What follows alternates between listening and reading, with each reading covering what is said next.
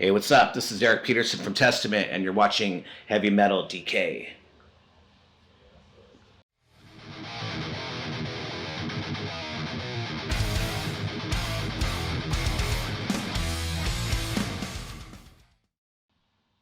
Wow. Yeah, so fresh and general. Yeah, I mean, it's advanced so much.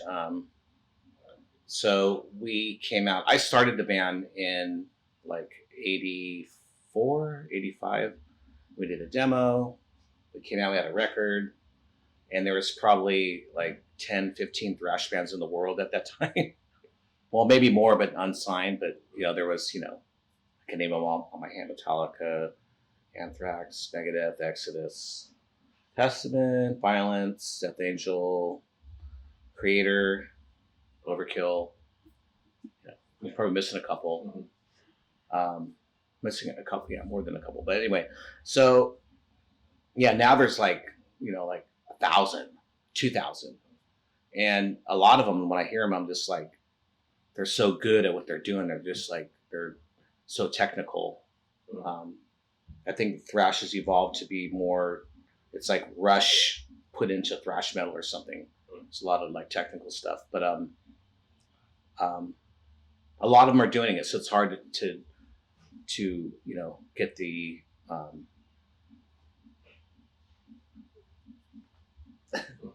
the personal part of what that band's doing, like, what is that band doing? Like how is it different from the other bands? So I hear a lot of, what I'm saying is there's a lot of similarities in a lot of the bands. But then there's some bands that stand out, that are newer, that are pretty cool. So.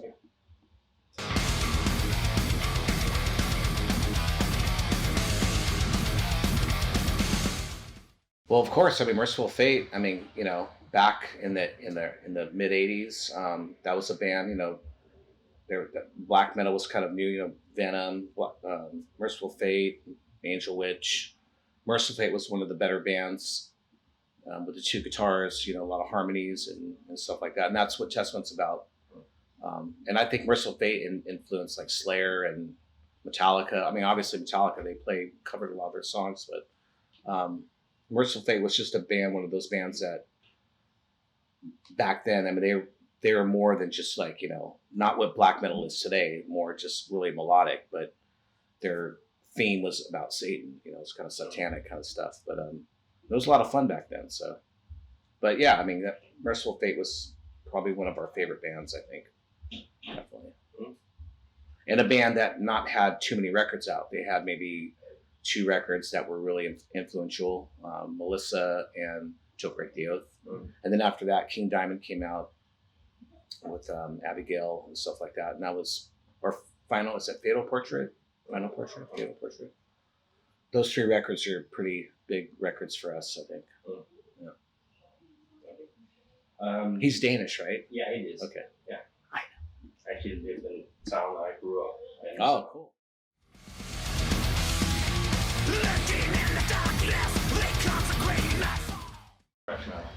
We were just part of the whole, I guess, second wave blueprint of thrash metal. Not even a blueprint, but we were all doing the clubs back when this whole genre kind of started. And it's cool that we're all still here. It's like 33 years later. And it's just cool that we're still here. And all the bands are still doing good. So it's cool that, and Death Angel just got nominated for a Grammy. Gary's been in Slayer for a while, doing really good. And we've been trucking along for a long time, still doing our thing. So, it's no wonder that this tour is doing really good. There's a lot of good things going on with each band. And it's cool that we finally got together. Because, we've toured with Exodus, we've toured with Death Angel, but never to where we've all been together on the same stage, except for festivals or whatnot. But so it's pretty cool that we're all together and, we get to go out for a long period of time. Oh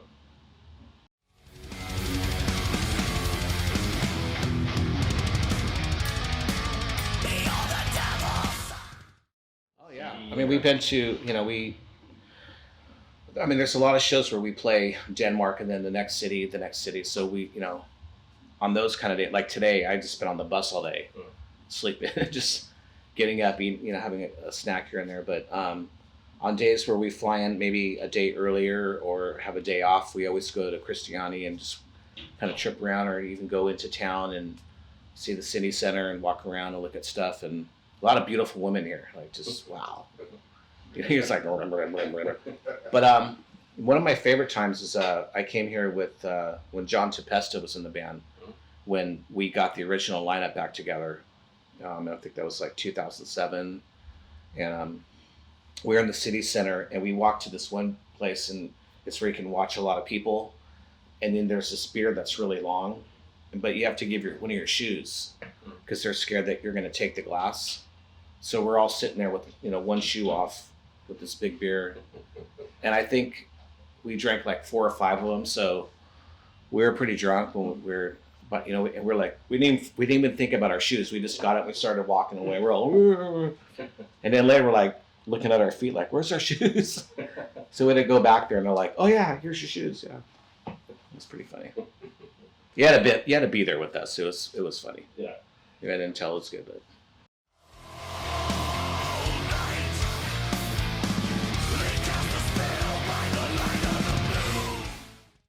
Well, I'll let you know tonight, but from my memory, along with a lot of Scandinavian countries, the Danes are really have a lot of excitement, and there's a lot of passion, I think, for the music.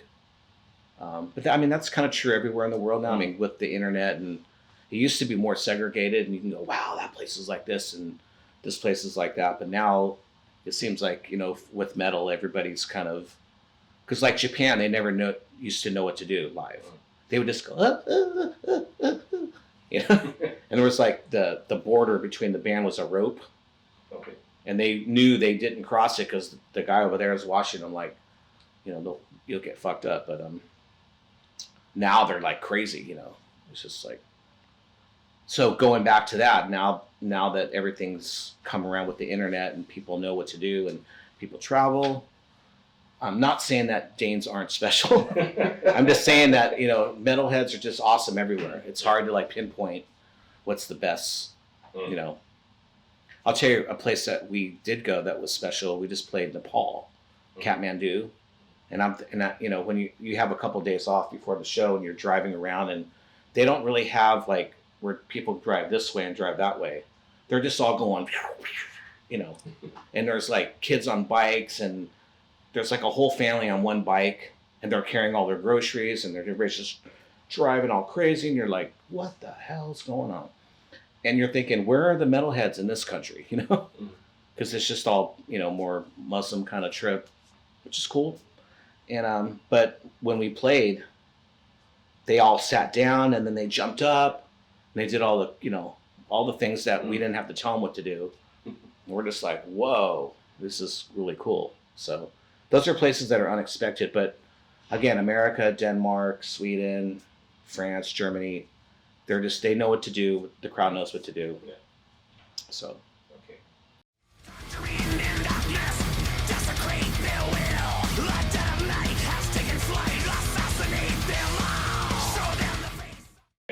So, in between touring and, we go to Europe like 3 times. We'll do the States twice. We'll go to Japan. We'll go to South America.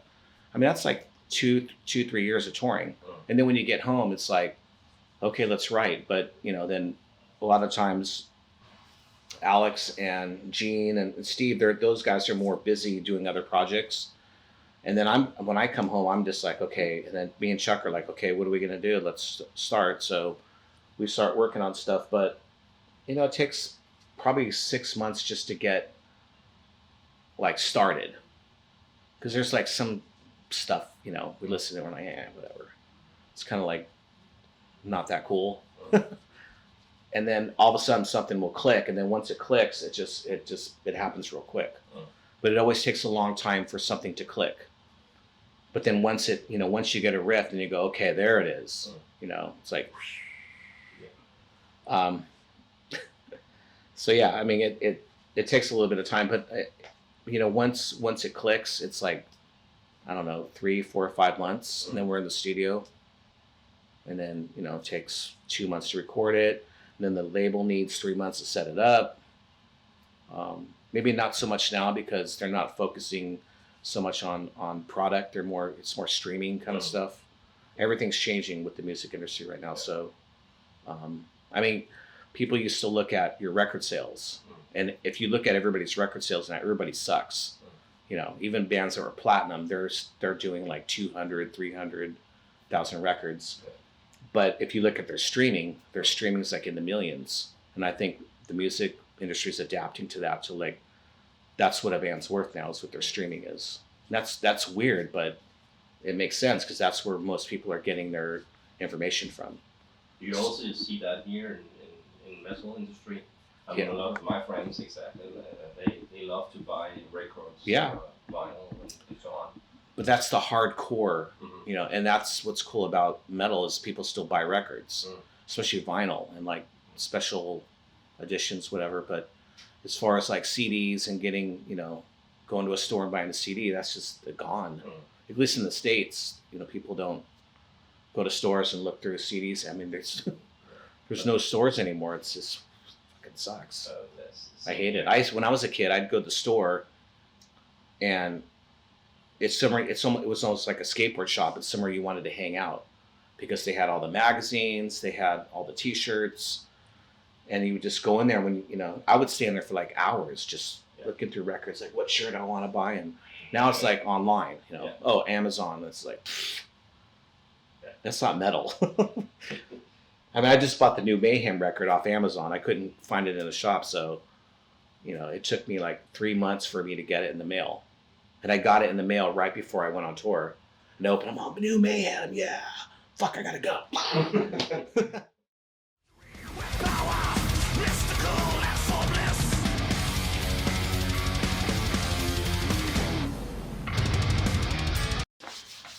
This was a hard one. Usually we come up with the title, and then the guy does the artwork.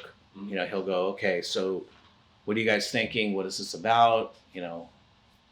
Everybody's got their different opinions, and then we get this time we worked with the art first, and then when we got the art, we're all, what is it? Okay.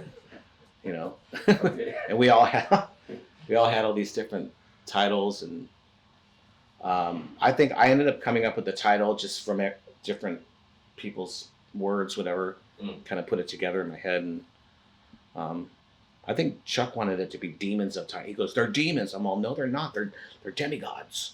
They look like demons to me.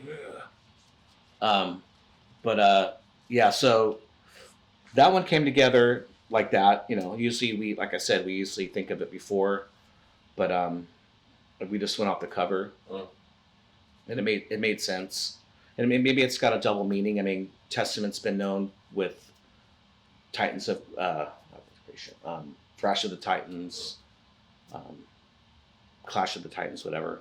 Yeah. So our music is their creation. I don't know. I mean, if you want to go real deep into it, I think so. But I mean, right now, Titans of Creation is about the album cover. So.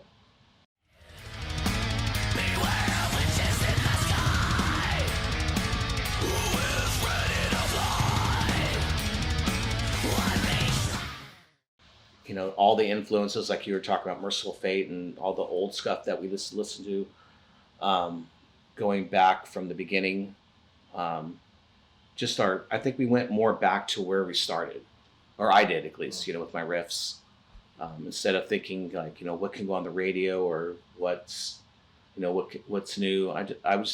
What's that feeling when I was a kid, and I still feel like that. Like I never grew up, like, let me out. I'm an adult. No.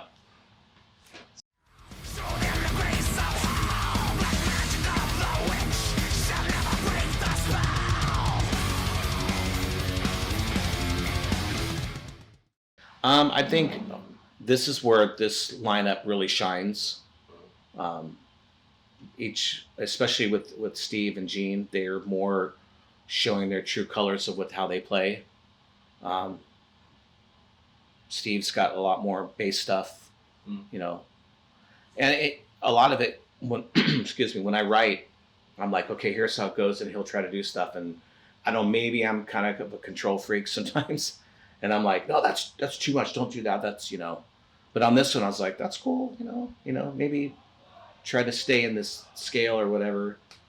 But yeah, I think it's more everybody's personal record, you know, as far as the band goes.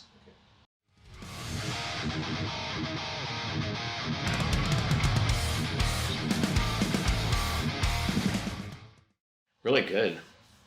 Yeah, surprisingly. I don't think it's to me. Okay, so there's other songs on the record that are more a single, you know, or radio. Like it's more better choruses, or you know, more melodic. And but when the label heard that, they just were all the witch, the witch, the witch. And we're like, that's like one of the heavier ones, though, you know. And they're just like, oh, this song's cool. So we're like, okay, you know. And for me, because I sing on this song, it's so funny because there's a couple songs on there where Chuck didn't sing on the part, and like he'd come in with this pattern, and I'm like, you're supposed to sing over that part. And he's like, I don't hear anything over that. I'm like, what? You can sing all kinds. He's like, well, show me. So I'd go in there and do something, and he's like, yeah, do that. And I'm like, oh man.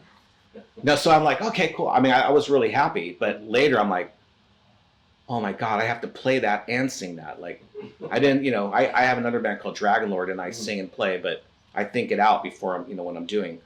So on this one, it's kind of like this whole, you know. So I've been practicing, and we'll see what happens tonight. So you are playing? Yeah, we're playing The Witch. Okay. Yeah. We will The look forward Witch. to that.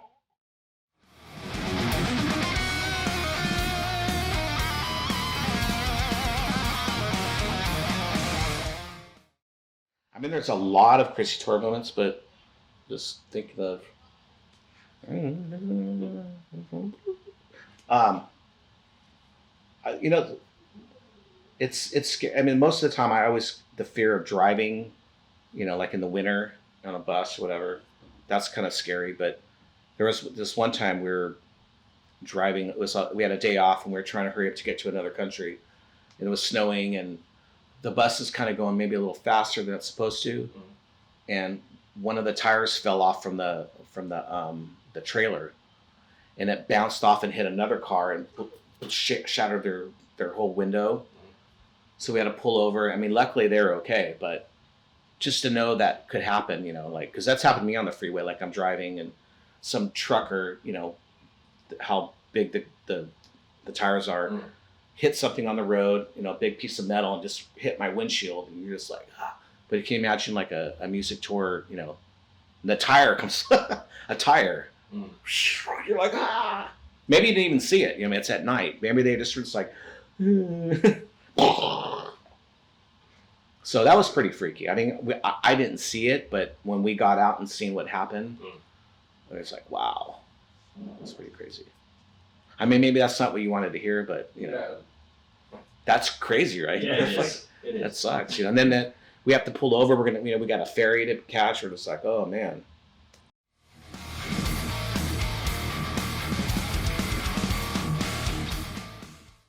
Well, we love Denmark. We love playing here. We hope you have a good time tonight, and we'll be back.